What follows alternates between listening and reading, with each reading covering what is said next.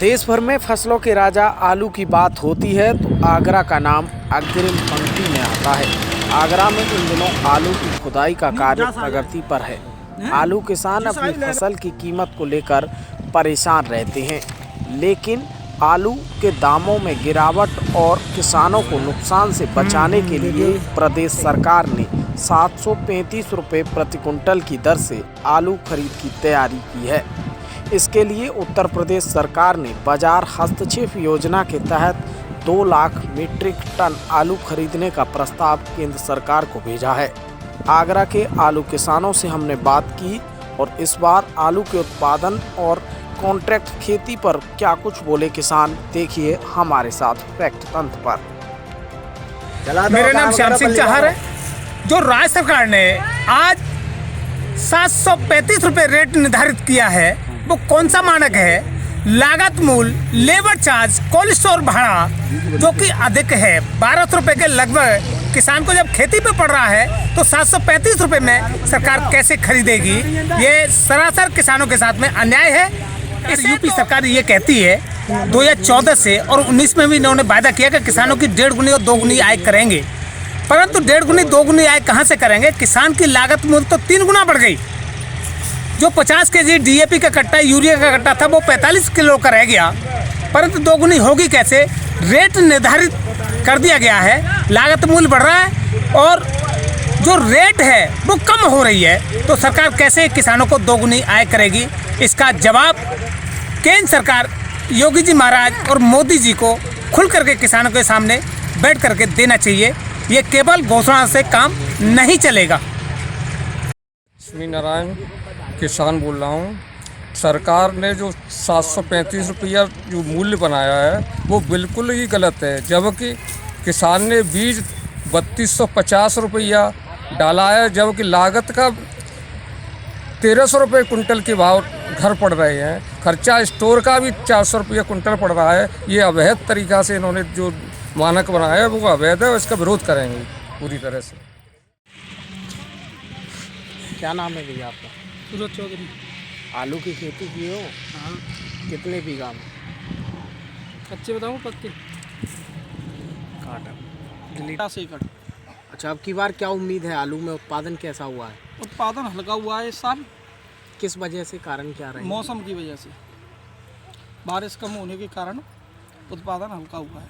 तो पैसा अब की बार मिल रहा है? कोई पैसा नहीं मिल रहा है, कोई खरीदार नहीं है अभी आलू का इस समय। तो अब क्या करेंगे आप आलू का आगे?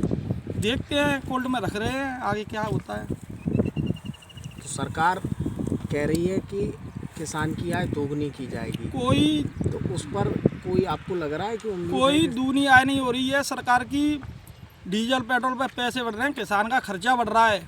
अच्छा, डीजल में लगातार पैसे बढ़ रहे हैं। जी जी। आप देख रहे हैं कि आए दिन पैसे बढ़ रहे हैं डीजल पे, तो उससे ट्रांसपोर्टेशन पर भी फर्क पड़ रहा हाँ है। जी। तो आपके यहाँ कितना फ़र्क पड़ रहा है लागत में? लागत में करीब एक बीघा पे 1000 रुपये का खर्चा बढ़ रहा है डीजल का, जुताई से लेकर खुदाई तक। तो ये अब आगे आपको फसल के जरिए प्राप्त हो जाएगा? नहीं हो पाएगा, नहीं हो पाएगा। इस समय 3 से 350, लास्ट 400 बोल रहे हैं आलू। 400 में लेने वाला कोई नहीं है, 350 में लेने वाले हैं।